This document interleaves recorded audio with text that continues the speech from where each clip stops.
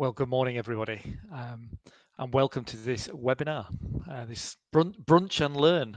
I haven't actually had my brunch yet, but I'll be having it afterwards. Brunch and learn session, where we're going to be exploring whether we're seeing any signs of change in the industry when it comes to fairness, inclusion, and respect. My name's Ian Heptonstall, and I'm director of the Supply Chain Sustainability School. And our role is to work with the Fairness, Inclusion, and Respect Leadership Group to roll out the FIR program across industry. Just a little bit of housekeeping before we start.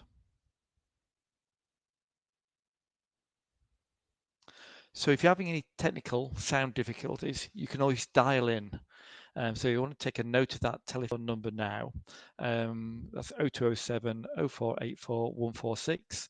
So you can always dial in if you're having problems in terms of your internet or whatever it might be. Go to the old-fashioned dial in. You won't be able to see me. That might be a benefit, but you can always dial in and enter that PIN number that you see there as well. Yeah.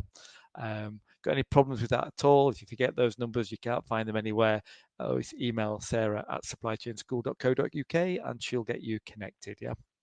So you can always dial in if you're having problems with your internet. Probably tell your younger children to stay off the PlayStation for the next half an hour or so. Yeah. In terms of other bits of housekeeping, I'm very happy to take questions throughout, and we can do that by using the chat function, which you see on the right-hand side. So the chat box is on the right-hand side. And I'm going to be structuring this presentation in terms of are we seeing signs of change at an individual level, a company level, at an industry level. And I was suggesting that I'll take questions after each of those sections, individual, company, and then at an industry-wide level. So don't need to save them up to the end. As soon as you've got a question, please write the question down. Sarah, my colleague, will be moderating all of the questions as they come in, and she'll be reminding me what those questions are as they come through. The session is being recorded and it'll be made available in the third resource library after this, after we finished, and Sarah will be circulating the link. I should also say when you do log off at the end of the brunch and learn session, there will be a short questionnaire to fill in as well. We'd like to get as much feedback as possible in all these sessions. Final thing I should say is that the FIR program report will actually be published on the FIR site. That will be published in about 2 weeks' time. But wanted to really use this session to give everybody, or as many people as possible, a heads up in terms of research that we've found. So, without further ado, are we seeing signs of change?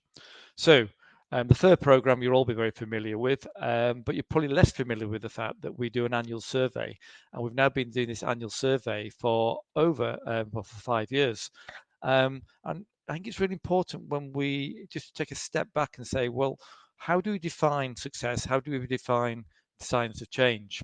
We use a logic model approach, which is approved by central government and Treasury and the like, to look at when you're making an interaction in the marketplace, as there is, we're a behavioral change program, which is trying to change behaviors within industry. How do you assess whether you're making an impact or not? So we assess it by looking at the inputs. That's what, that's the grant funding that we get from CITB. It's the funding that is put in by our partners, and thanks for that as well. People like your Highways England, like your Network Rails, like your Skanskas, etc., who put in money to support this program. It's also many of our partners put in a lot of time as well into the program. We then look at the activities we do, and many of you on the call today will have participated in the introduction to FIR or the inclusive leadership training and what have you, or been on the FIR website and viewed some of the videos we've done, etc. We then look at the outputs. How many people have been trained? How many FIR ambassadors do we have, etc. But outputs are great. They're numbers. We see lots of numbers, lots of people going on training, lots of FIR ambassadors. That's great, but actually that doesn't mean to say we've got change in the industry. We need to look at outcomes as well. So the outcomes are to the extent to which businesses, for example, are changing their business processes, to the degree which leaders and managers of businesses are becoming more familiar with fairness, inclusion, respect languages and the issues and the attitudes. But the real impact is Are we seeing a difference in terms of diversity changing within our business? I would argue going a little bit further than that. The real change is by being more diverse, by being more inclusive in our workplaces. Are we actually seeing more productivity within our business? Are we seeing more sales within our businesses? Are we collaborating better, etc., etc.? So I want us to explore today using this logic model, having understood what the inputs are and the activities are. Then, as we move through the logic model, understanding the outcomes and the impact that we're having within industry. And I say we'll examine that at an individual level, a company level, then finally at an industry-wide level. I should though say, let's ground this in terms of some type of statistics and say, well, how many responses to our survey did we have? We actually had 607 responses to our survey.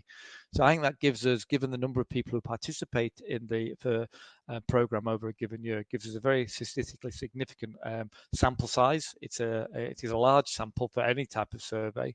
And we're really pleased for our marketing team and the good work of Sarah and others that we were able to get actually a 400% increase in the number of people responding to the survey this year. We had less than 200 people participated last time, and this year to get over 607 is great, of which about half of those people were actually FIR ambassadors. One caveat I'd like to say to all the results, and when say we're seeing signs of change, is all the results are pre-COVID.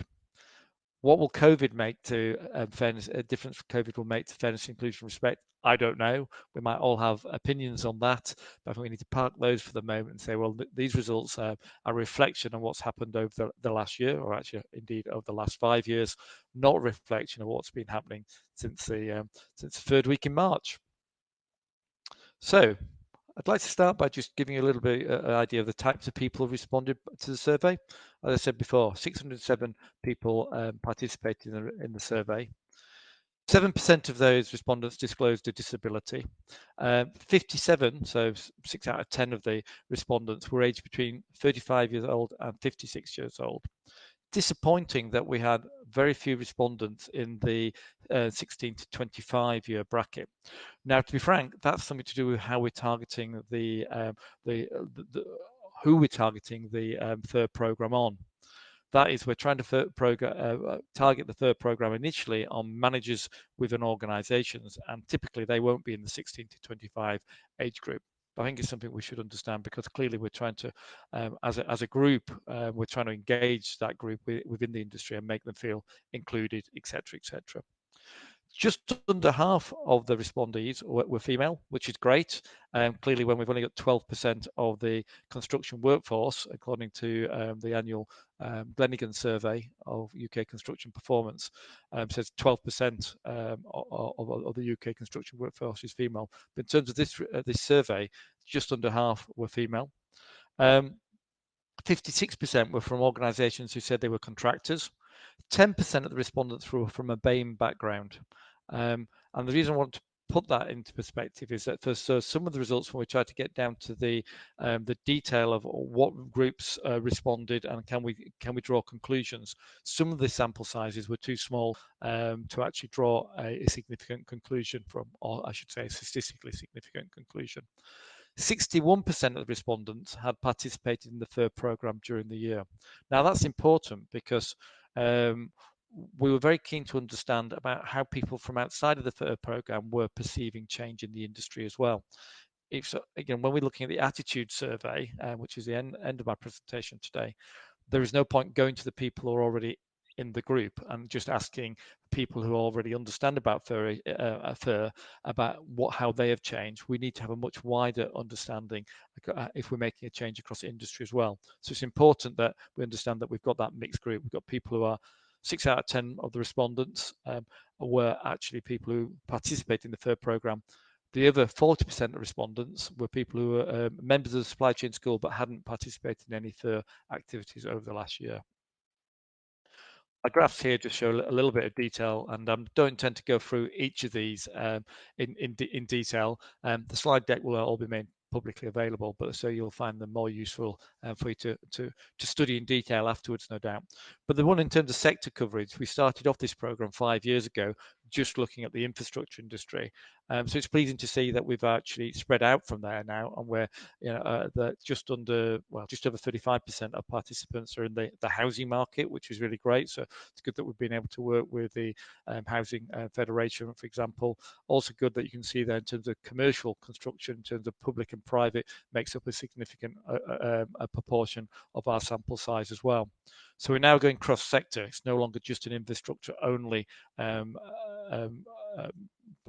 activity. We're going much wider than that, which is good to see. Size of the employees as well. I didn't talk about that before, but about 60% of people who responded were from large organisations. And again, that probably comes from our approach. We started off with large organisations, and we're trying to work through those supply chains into the smaller organisations, who represented about 40%, 4 out of 10 of our respondees.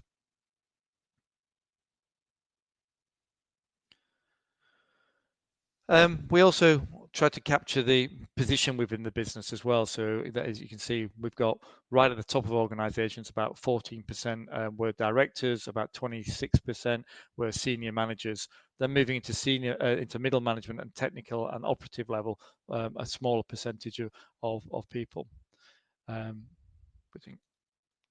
And I will try to give some breakdown in terms of that, in terms of those figures as we go through the presentation. As I said before, half of the audience who responded were actually FIR ambassadors. So thank you for your support throughout the whole program. FIR ambassadors are a really important way of us driving change through the industry. And I've already talked about the age demographic. Already talked about the ethnic demographic, but this slide here gives you a lot more detail on that. Gender we've already talked about, and sex we talked about. Pretty much a 50-50 break between male and female. And then you've got your stats there regarding sexual orientation, about 11%, and we're not from a heterosexual background.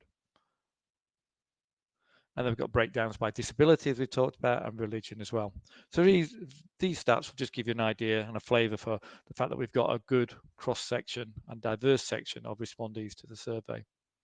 So now let's get into the meat of the subject. Are we seeing signs of change? So should we start off? I think it makes sense. We've got to drive change, although we want to try to get an industry-wide change. It comes down to individual behaviours, individual people. So we're seeing that change at individual levels. So first question to ask, I suppose, is to what degree are people engaging in the programme? What are individuals actually doing? So start off by just give some anecdotal evidence, where some quotes from people who participated in the survey, and I'll allow you to read those whilst I'm talking, because we'll then move on to look at the kind of this is a qualitative response, and we'll move on to look at the quantitative response in a few moments' time. But you can see it's made me more aware of our workers on sites and how they feel less included at a management level. You can see that people are saying that the FIR trainings help equip them with the right vocabulary to have the right type of conversations with their managers. You can see that it's giving people the confidence to speak to senior managers and to voice the concerns of underrepresented groups. So we're seeing at an anecdotal level that people are actually making a difference to individuals. Now, moving on from that kind of qualitative approach, let's have a look at what it means kind of from a numbers point of view. First of all, we asked people what type of activities did they do, and remember, out of the 600 and odd responses, about 40% of them hadn't participated in the FIR program. So only 353 actually answered this question, but about 40% of you attended the Introduction to FIR training course. Over 50% attended a Becoming a FIR Ambassador course, etc. But then also we saw the kind of Leading People Inclusively course, the FIR masterclasses we've done, the e-learning was watched by over 40% of participants, and about a third of people had accessed the online FIR toolkit as well. So people learning in different ways, in ways which suits them, at times which suits them as well. So this graph here, how would you rate the quality? Very important for us to understand, are we delivering a quality service? I believe we are. Over 9 out of 10 respondents are saying that the services they're getting from the FIR program are excellent or good. 8 out of 10 are saying they will be using those FIR learning materials to drive change as well. So some really high quality stats there, which we're pleased about. That's a great reflection on our trainer network who are delivering that training. But are we making a difference at an individual level? Well, it would appear that we are. Virtually all of our respondents agreed that they are now able to make the business case for embedding FIR within their business. Now that's been driven up from 9 out of 10 up to virtually all of our participants 3 years ago. So we're seeing a kind of 10% shift there, which is really good. In terms of feeling empowered to deal with FIR issues more effectively, but 3 years ago it was 77%. Now we're up to 86%. So we're seeing an upward trend there. We're seeing a pretty flat trend when it comes to is the FIR program helping to improve your management skills? That seems to be pretty fat, around the 3/4 of our audience thinking that. And again, in terms of the confidence to challenge behaviours, we saw in some of the quotes people saying they have that confidence now, but we do see an upward trend in that as well, which is very pleasing. This is a trend graph that I've done. What impact has the FIR program had on you personally? So what I tried to do here, so we made a number of statements. So kind of agree, do you agree? Do you strongly agree? Do you agree? The strongly agree is the blue trend column, and we've got going there from 2018 through to 2020. And you see we've got some ups and downs there, but the general trend is upwards. But I think it's interesting as well that you see when we look at the next column where we're saying, do you agree with the statement? That's the green column. We're seeing that going up as well. So a lot less in the kind of in the disagree or strongly disagree columns. So good impact at an individual level, having a real impact on the individual people that we deal with through the program, which I believe is great for us to see and evidence. Let's go back. I think we also had a slide and we're saying, well, what type of resources would you like us to develop going forward? Quite interesting, it's kind of broke down into a number of areas. One area, the top 3 or 4 bullet points there, you'll see relate to giving us the tools. So when we're working on site or with site workers, we give us the tools to enable us to communicate better with those site-based personnel. I think that's really important, and we'll take that on board. Then we're talking about how do I deal with specific issues like anti-bullying and graffiti, or how do I monitor and track diversity? More of that later. Some of you will have already seen that we've got a workshop coming up on monitoring and tracking diversity. So if you're interested in that, please come along to that. But then as you get further down the list, we're seeing we're dealing with specific issues about unconscious bias training, understanding difficult cultures, for example.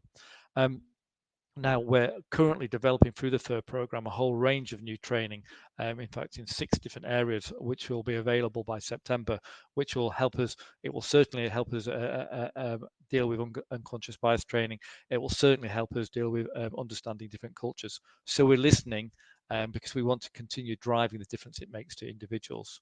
So in conclusion, I would say yes, it would seem like that we are delivering change in terms of an individual level. But what I'd like to do now, if there are no questions, I'd like to move on to say, what are we doing at a company level? So I'll just take a moment to see if we have any questions. So use that chat box if anybody wants to have any questions of the results you've seen at an individual level. I can see a few comments coming in, which is nice.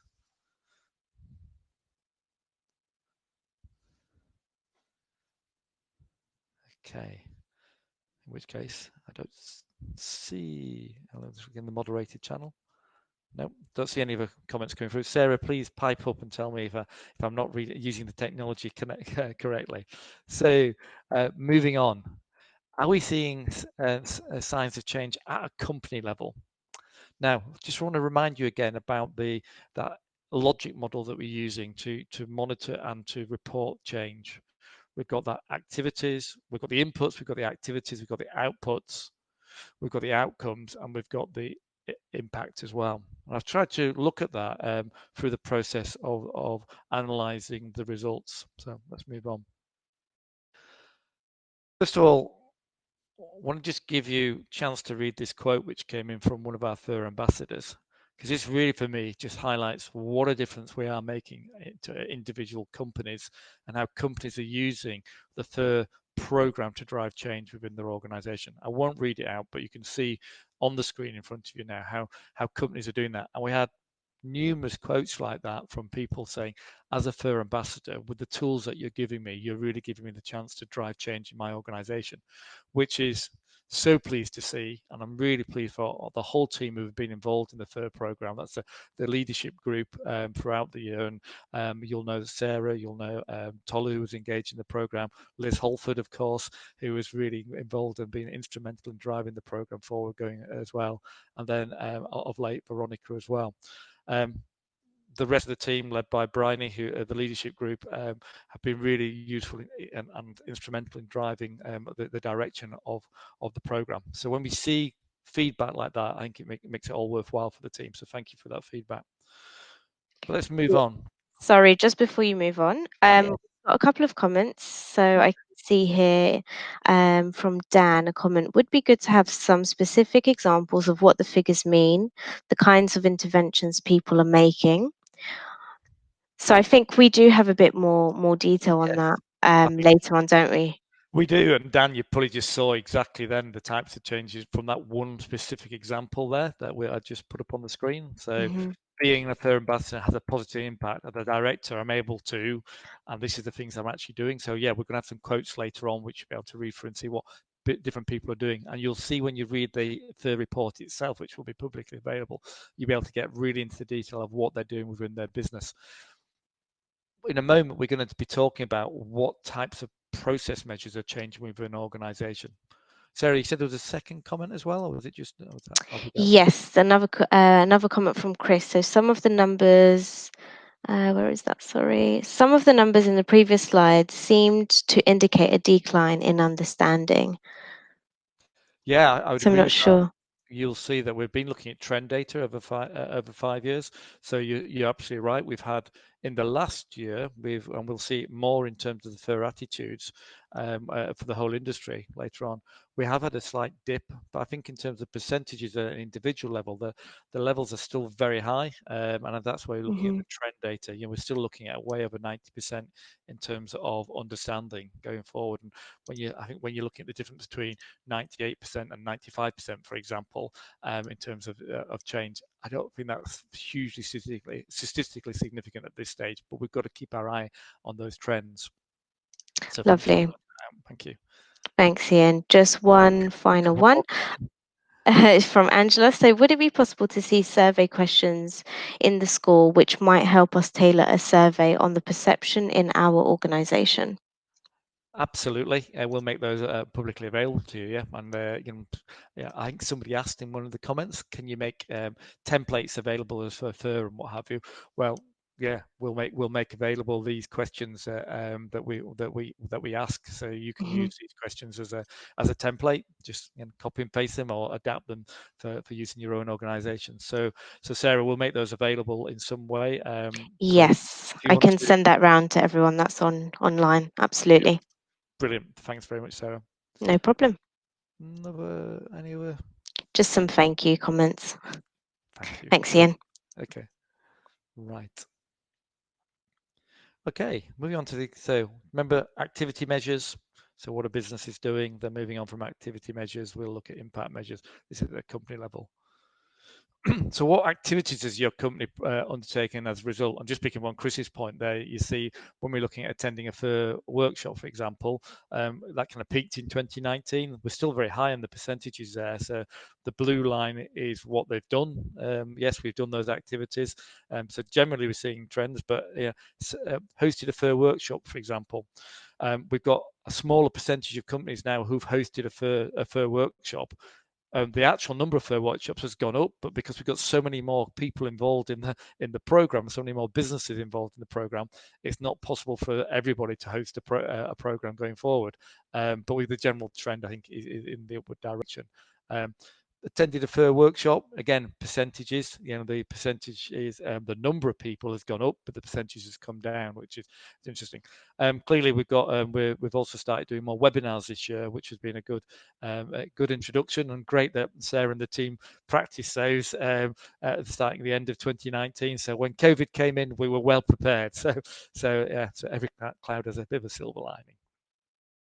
So let's look at process measures. Now, these are really, really important. And what do I mean by these? For me, are kind of outcomes. You teach people about something in a business, but we need them to go away and do something different. It's not an impact, but it's an outcome. And why these are really important is these are what I would call enablers of change. Unless we do these things within our businesses, we're not going to see change being embedded into organizations. So I think it's really important that we take up on this. And this probably goes back to a point that one of our listeners was making before. What are things people doing in their company? Well, these for me are kind of the four bedrocks. After training people, these are the four bedrocks of what we need to be doing different in organizations. We need to be embedding FIR into recruitment. We need to be embedding FIR into people management processes. We need to be monitoring the attraction and retention of women and minority groups into our businesses. And we need to be embedded FIR into procurement processes as well and seeing that trickle down. Now, we ask for organisations to say whether they strongly agree, strongly agreed, in other words, was it fully embedded into their business? Did they have pockets of good practice? Were they just starting out on their journey? Or they've got an opportunity for change. So you probably guess what all those mean. So in terms of good practice, or is it fully embedded? In terms of recruitment management, it's only about half of the businesses that we're dealing with who are reporting either good, fully embedded or good practice. So we've got a long way to go there. The same in people management. We've got a big increase. Yeah, we've got 60% of businesses, well, 59% of businesses saying that FIR is fully embedded into people management processes, which is good. But I'm slightly shocked it's not embedded in all. When we then get onto monitoring, because actually, how do we know we've got a problem in our organisations if we're not actually monitoring the diversity within our organisations? And it's surprising to say that only 25% of organisations have fully embedded diversity monitoring into their organisations. Yes, there is a significant amount of people who are 52% of organisations who said they've got pockets of good practice, but it begs the question: why haven't we got it across all organisations?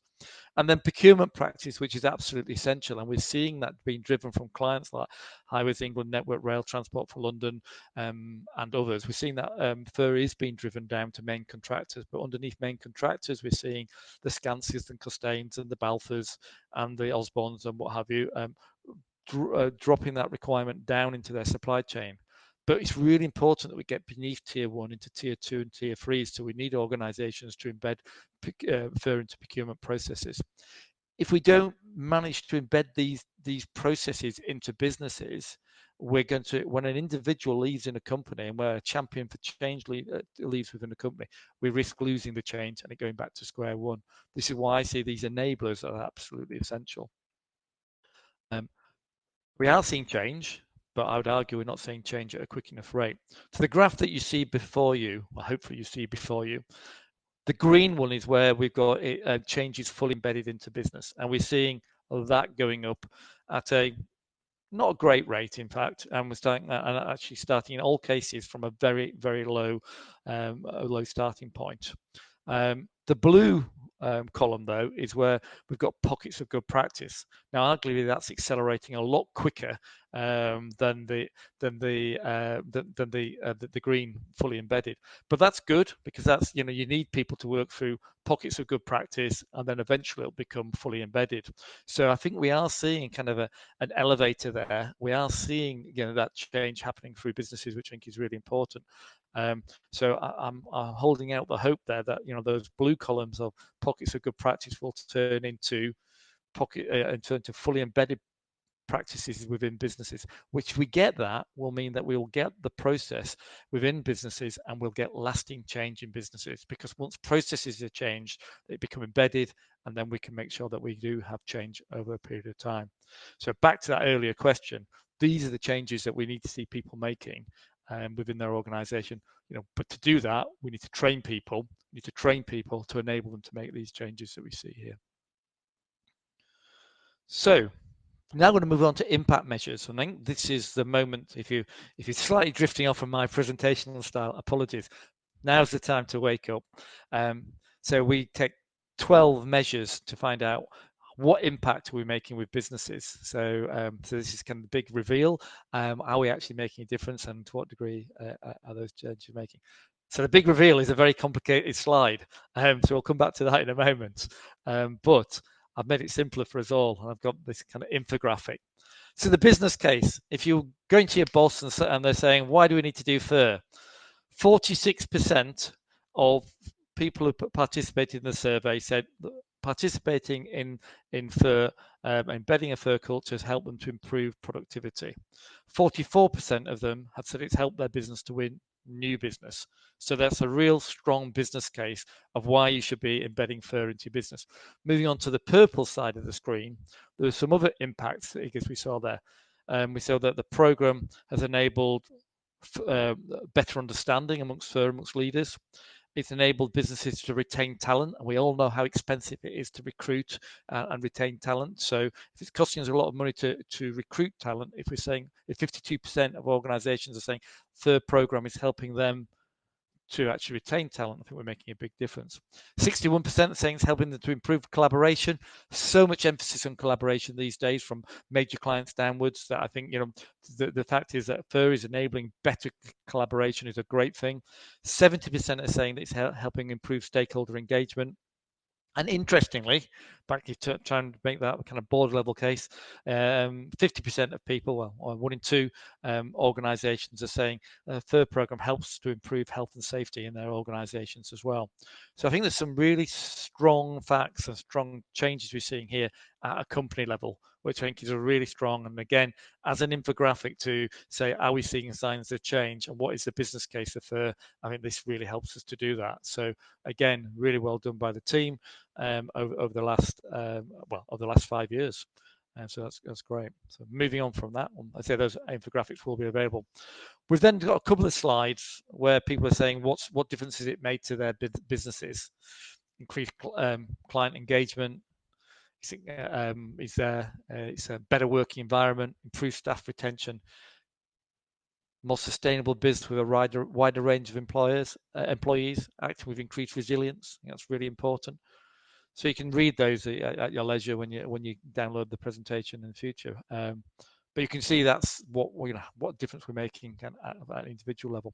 The next slide actually looks at what difference we're making for FIR ambassadors. So how is it making it different from a FIR ambassadors? And the first quote I've already shown you, which really shows the difference we're making.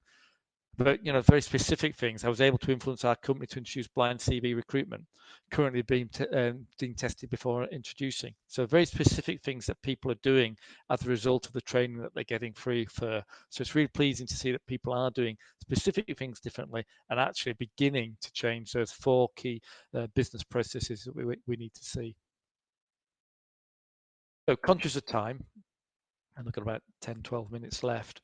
Let's move on now, and I'll come back to questions in a couple of minutes' time, if that's all right, Sarah. Are we seeing signs of change at an industry level? Now, there's some interesting things for us to see here, because I would say what we do in terms of this. Now, this is answered by all 600, not just the people who've participated in the FIR program.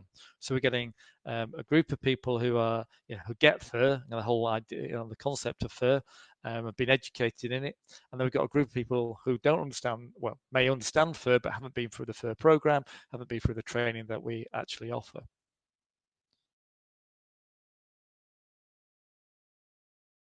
So what I've tried to do on this one slide is make a load of stats a little bit more accessible to everybody.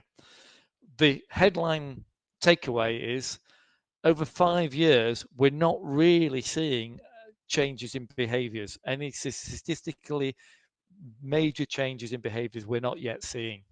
We've always said as a FIR program that this is a 10 to 20 year generational change that we're trying to achieve. Interestingly, what we did see from 2016 to 2018, in the first 3 years of the program, we did see improvements, but we've seen a slight dip down in the last year and a half, which is interesting and cause for slight concern, I think. We need to take that on board. We don't understand the reasons behind that yet. We'll come back and talk about that in a moment. So the first set of questions, which are shaded green, hopefully they come through shaded green on the screen, are all what I would call positive inclusion statements. I feel safe at work. I'm able to do the best job I can at work. I feel part of the team. I'm comfortable to be myself at work, etc. You can read all of those there. And what I've tried to show you in the trend 2016 to 2020, that 5-year trend, how has it changed over, what changes have we seen from 2016 to 2020? And as you can see there, the ones based in pink is where we've got a decline in people's strongly agreeing or agreeing with that positive statement. So if I've got a decline, that means to a degree we're seeing worse attitudes. The green ones are where we're showing a positive. I would say if we were looking at these and we were looking statistical significance, yeah, a small change of 1 or 2 or 3 in either direction is probably not statistically significant. But when we're seeing bigger changes of 5, 10, 20%, we're seeing statistical changes. So pretty much flatlining. We're saying at the moment that, with the exception of I feel treated fairly at work, we've got a 17% improvement in that as a stat. Currently, we're seeing, I think you'd agree, across all of that, we're seeing pretty much a flatlining. But if you delve down into the detail of it, you'll see that we reached a high around 2018. In the last 2 years, we've seen a slight trickling down of those positive statements, which is disappointing. I think something we need to take account of. Lots of theories about why that might be, but I've got nothing which is fact-based at the moment. And as we've seen over the weekend, you've got to deal in facts when it comes to public opinions. Yeah. When come down to the negative statements around inclusion, I'm upset or offended by how people speak or behave at work. I see pictures of creativity at work, which offends or upsets me. And then people might have quit jobs in my workplace because of the way they've been treated. Again, we're seeing overall, we're seeing a flat lining of that. We've got one which is we've got a positive improvement, and we've got 2 where we've got a negative on that. So, answer to the exam question: are we seeing changes in FIR attitudes? The information, the stats are saying we're not really seeing a change in behavioural attitude at the moment across the wider industry. I think that's something we've got to take on board and really work out. Now, that's something the FIR programs will take on board, but I think all of us as FIR ambassadors have got to take that on board as well and say, well, how can we really drive change for our organisations? I think this year taking on board and having a wider sample size to include people who are not in the FIR program has probably tainted some of the figures, not tainted, probably altered some of the figures to a certain degree, and we'll get on and have a look a little bit more detail around that in a moment. So are we seeing significant differences in attitude between different groups? So one of the things I would say for FIR ambassadors and people who've attended FIR workshops seem to be more aware of poor behaviours in their workplace. It's almost like once you educate people about what poor behaviours are, they seem to be more aware of them, which is almost a little bit. You understand why, but when you see the stat to start with, and you're seeing that FIR ambassadors are saying they see more for poor behaviour, you see that as kind of a negative, but actually it's about education, that people now understanding what is acceptable and what's not acceptable. In terms of differences in different groups, the sample size for BAME and disability being less than 10% of the total sample means that we can't really draw any conclusions, because the size of the subsample size there is not really statistically significant. But in terms of gender, we're seeing some, which is half the audience. 13% less women feel that certain groups are treated fairly in the workplace. So that's so women are saying that more women are saying that certain groups are treated less fairly in the workplace, which is interesting. 12% less women believe that managers speak to people at work in ways that help them to get the best from people. So I think that's important for us to understand as well. So we are seeing some bias in terms of gender there, that the women's, as one might call an out group, to the when women only account for 12% of the total workforce. When we've got that attitude where women are seeing poor behaviours, it shows for the in-group people like myself, 55 plus white males, that we need to make sure that we are modifying our behaviours. So we need to concentrate on that in terms of reaching out with the FIR program to make sure that it hits my kind of cohort of workers within the industry. Size of employer as well, that makes a difference. Generally, we're seeing a variance of up to 15% between large and small businesses. I found this very interesting because a lot of small businesses naturally do quite a lot of things around fairness and inclusion, but the stats actually say that up to a 15% variance with large businesses actually being more positive around fairness, inclusion, respect statements than smaller businesses are. So I felt that was quite revealing that smaller employers were less likely to agree with those positive statements. And finally, there was an issue around seniority of people within a business, where senior managers and directors were more likely to have positive experiences than technical engineers and operatives. And typically, the difference we saw there was between 10 and 20% variance. So those are statistically significant. So there's a lot of detail which sits beneath all these stats, but yeah. Interesting, I think, when we actually break it down to some of the different groups of people who responded. So, by way of summary, when all is said and done, much more is usually said than done. We've listened to what I've said today. Great progress, I think, generally from the team. But if we were to conclude in summary, I think we need to really take on board that the quality of training materials is very high. It's great to see that. We're seeing significant improvements in business outcomes and business impacts, which is absolutely fabulous. That's great. But even though we're embedding it within businesses, there's a time lag in terms of getting those processes embedded to actually behavioral change actually happening on scale. And so, we need to continue to embed these changes. We need to continue to train people. If we stop embedding those processes, we will slip back, because what we're seeing is difference at an individual level, difference at a business level in terms of embedding processes and making a difference to business performance. But we're not seeing that overall change in terms of behavioral change that we'd like to see industry-wide. So I think in summary, we've got to ensure that we continue to embed those processes, continue to train people around fairness, inclusion, and respect, so we give them the skills to have the right conversations.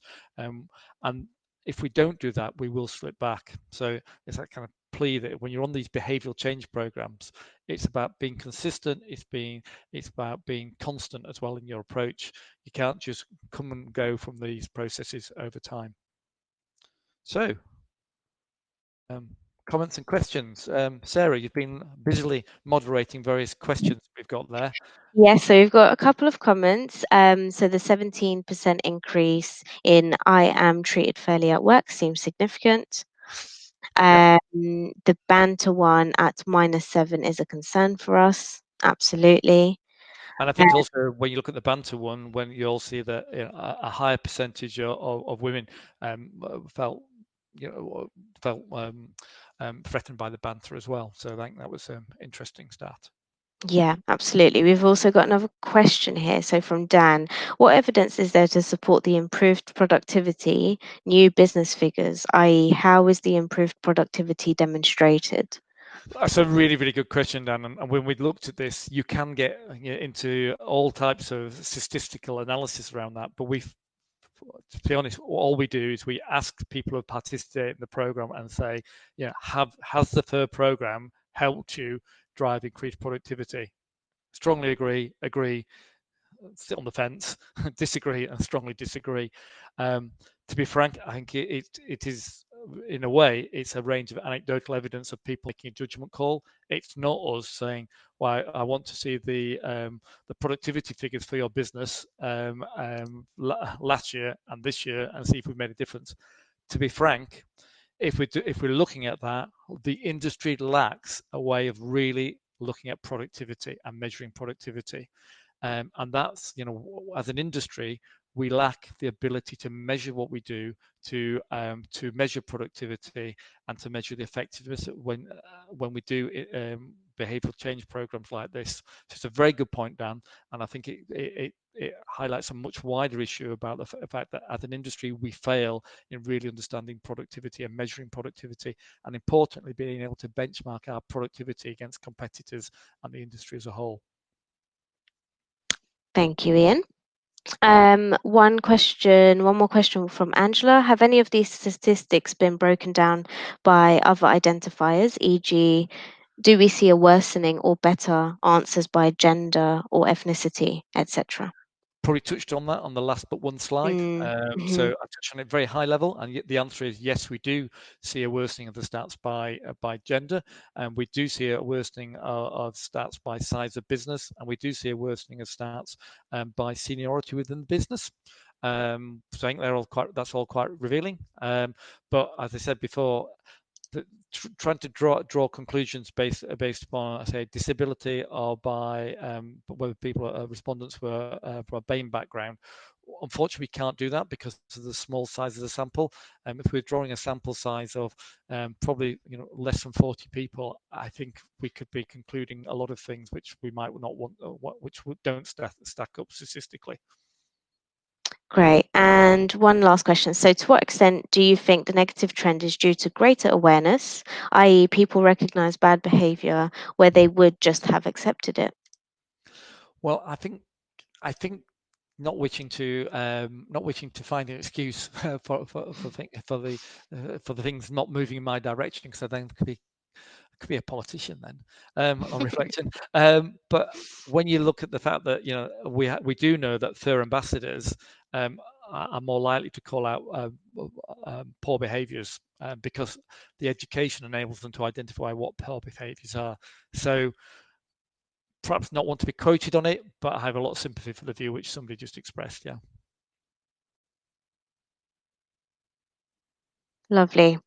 Do we Okay. have time for one more? Yeah, let's go for one more and then yeah. Okay. Okay, so one from Bryony here. You mentioned that we are developing new FIR materials. Do you want to share what they are?